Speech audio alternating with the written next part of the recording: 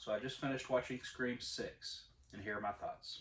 And there will be some spoilers in this video, so if you don't want those, turn away now and come back later. Right from the get-go, this movie felt just a little bit different than the other Scream movies, to an extent that was a little bit refreshing.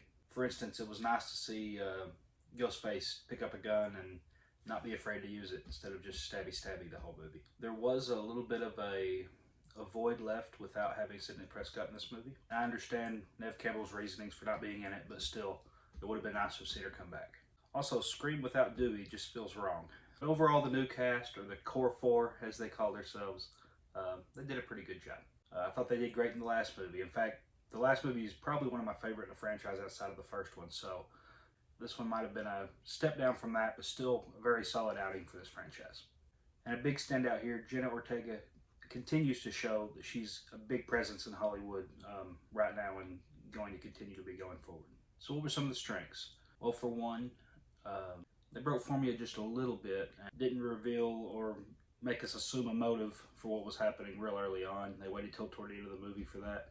And I know there's always that little bit of explanation from the ghost face / faces at the end of the movie, but usually by then you've already figured out pretty much what's going on. This one, they really did keep the mystery down until right there at the end, I felt like.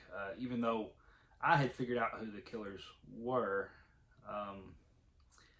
I didn't know the motive. So I guess that part was cool. There were a couple of great jump scares. I feel like some of the movies in the past have done a better job with that, but there were a couple that got me. Honestly, I don't know if that's a really good thing or not, because I'm definitely the target audience for jump scares because I'm terrified of these type of movies. So if they only got me a couple times, I don't know if that's a great thing or not. Another thing I really liked was them bringing Kirby back, Hayden Panettiere. I've liked that actress since Heroes and, well, even before that. But yeah, really taking note of her in Heroes and then going forward in Nashville and some other things she's done since then. Big fan of hers, so it was good to see her come back and be a part of this story. Of course, it's always good when the legacy comes back, so Courtney Cox is always a welcome addition. Although it did seem kind of shoehorned and rushed, or forced, I guess is the correct word I'm looking for there for Gail's character. I don't know that she was really needed, but it was still nice to see her. So yeah, this movie is another thumbs up for me. Not my favorite in the franchise, probably not even my second favorite, but it might be right there at third out of 6. That's not too bad. Right there in the middle of the pack.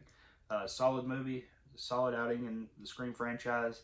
Got me excited if they do happen to do another one. So that's all positives there. And it wasn't so scary that it made me jump out of my pants and scare my wife or make her laugh at me for it. So that's probably a positive for me on that scale. But yeah, I didn't get a chance to watch this in theaters. Had to wait for it to hit Paramount. There was just too many movies that have come out over the last few months, so I missed out on that one. So I'm glad I got to see it now. If you haven't got to watch it yet, it is on Paramount Plus. Check it out. Let me know in the comments what you thought of this movie. Did you like it?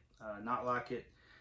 Do you want them to continue to make these movies? What are your thoughts on it? Let me know in the comments. Don't forget to like and subscribe to get more movie reviews, breakdowns, content, news, all those sort of things on this channel. And we'll see you next time on Movie Time Minute.